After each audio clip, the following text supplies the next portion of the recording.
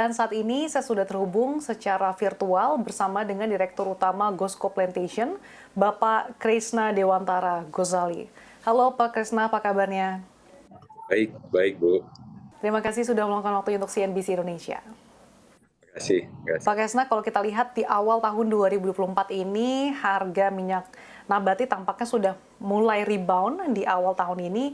Bagaimana proyeksi Anda terkait kondisi permintaan CPO baik di dalam maupun luar negeri pada tahun 2024 ini?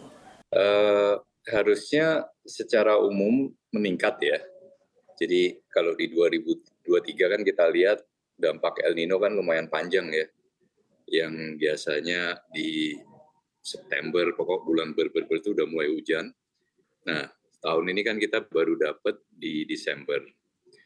Nah, efek dari El Nino ini tentunya produksi di 2024 tuh akan lebih sedikit. Jadi tentunya demand untuk CPO nggak semuanya akan bisa terpenuhi ya. Jadi ya tentunya bagus untuk industri CPO secara umum. Satu itu. Kemudian kedua juga dalam hal produksi, banyak perkebunan di Indonesia ini udah mulai melakukan replanting. Jadi produksi juga akan menurun. Jadi secara umum harusnya meningkat, ditambah lagi juga ada kebijakan pemerintah yang untuk biosolar naikkan dari B30 ke 35 ya, bahkan ada info mau ke 40 lagi. Jadi secara umum harusnya bagus ya.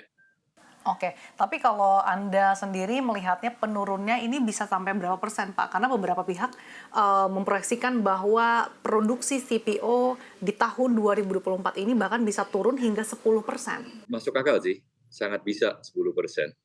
Mungkin ya sekitar antara 5-10% ya. Lalu kemudian terkait dengan El Nino, apakah ini juga mempengaruhi terkait produksi CPO, Pak, di awal tahun 2024 ini? Tentunya ya.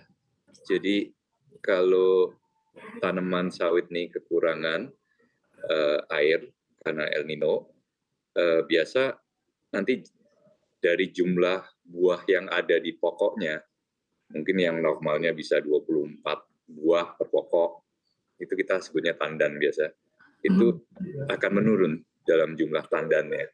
Jadi tentunya akan mengalami penurunan di produksi 2024. Artinya terkait dengan program replanting yang tadi Anda sebutkan sudah mulai berjalan, di satu sisi juga ada penuaan lahan, ini menjadi salah satu faktor gitu ya Pak, terkait dengan proyeksi penurunan produksi CPO di tahun 2024 ini. Nah kemudian di awal juga Anda sempat mention terkait dengan B35 Pak, bahkan pemerintah juga berencana untuk mengimplementasikan B40. Apa saja sih Pak langkah perusahaan untuk meningkatkan produksi dan bagaimana tadi tanggapannya terkait dengan implementasi dari B35 dan B40 ini? Banyak sekali ya tentunya untuk cara menaikkan produksi di tiap-tiap perusahaan, tentunya banyak kreativitas untuk peningkatan, tentunya ya dengan cara lebih efisien, itu kuncinya. Cuman kalau dalam hal di kami yang kita lakukan utamanya adalah mengganti bibit yang udah ada dengan genetik yang lebih baru. Jadi kalau misalnya saat ini kita rata-rata produksinya bisa mencapai 24 ton per hektarnya per tahun. Nah, ketika produksinya sudah yang mulai menurun di sekitar 20 ton per hektar, nah itu kita melakukan replanting udah sejak tahun lalu. Nah, dengan bibit yang baru ini kita harapkan bisa mencapai sekitar 35 ton hektarnya. Jadi itu kunci utama untuk kita menaikkan produksi CPO ke depannya dari bibit itu utamanya ya. Tapi sejauh ini dalam mengupayakan beberapa upaya yang dilakukan oleh Gosco Pak, apa ada tantangan Pak yang dialami oleh perseroan? Kalau di perkebunan sih nggak susah ya, maksudnya tantangan dalam hal kita melakukan perawatan kebun, menaikkan produksi, itu semua masih bisa dikontrol. Cuma cuaca ya yang itu di luar kontrol kita. Dan mungkin perkebunan utamanya yang perlu diperhatikan biasa sosialnya. Selama sosial nggak ada masalah, cukup mudah untuk dikontrol ya. Oke, lalu bagaimana terkait dengan pupuk Pak? Karena sejauh ini harga pupuk masih bisa dikatakan cukup mahal. pupuk itu paling mahal di tahun 2022 puncaknya. Jadi 2023 udah ada penurunan, kemudian di semester 2 2023 lebih ada penurunan lagi. Yang kita sikapi strateginya untuk kebutuhan tahun 2024 hampir seluruhnya kita udah kunci sih di akhir 2023. Karena kita lihatnya harga pupuk dengan masihnya berlangsung perang ini kemungkinan akan naik ya, masih. Jadi artinya sudah diantisipasi ya Pak oleh Gosco Plantation sendiri terkait dengan harga pupuk gitu yang masih melambung akhir-akhir ini. Lalu terkait dengan fenomena El Nino Pak, apakah hal ini juga cukup berdampak signifikan? Gambarannya seberapa besar sih Pak dampaknya? Bisa antara 10 sampai 20% ya penurunan dalam jumlah tadi tandan di pokok ya, efek dari El Nino ini.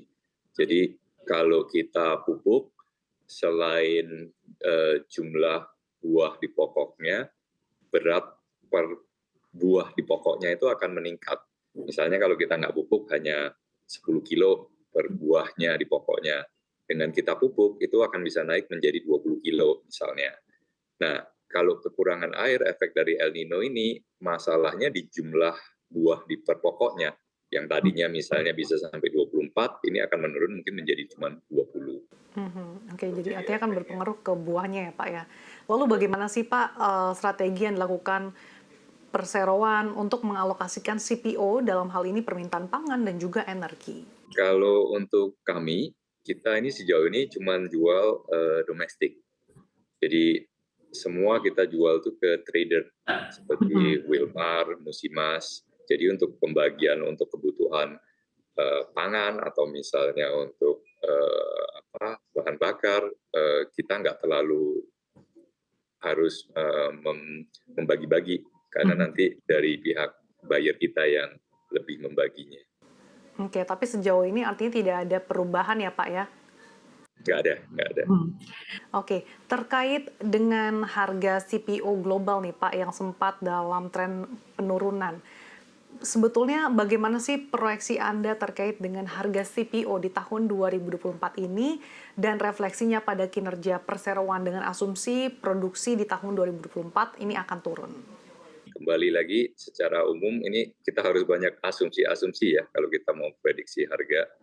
Dengan asumsi kondisi global dunia masih kurang lebih sama seperti saat ini, kemudian efek dari El Nino tahun lalu, di mana produksi akan semakin berturun tahun ini, kemudian adanya perlakuan replanting di sebagian besar kebun di Indonesia, di mana semasa replanting ini kan artinya produksi hilang ya selama 3 tahunan. Jadi produksi akan menurun, namun kebutuhan global masih tetap sama, harusnya ya tetap akan meningkat karena kebutuhannya supply-nya limited ya. Jadi harga CPO harusnya cenderung menaik.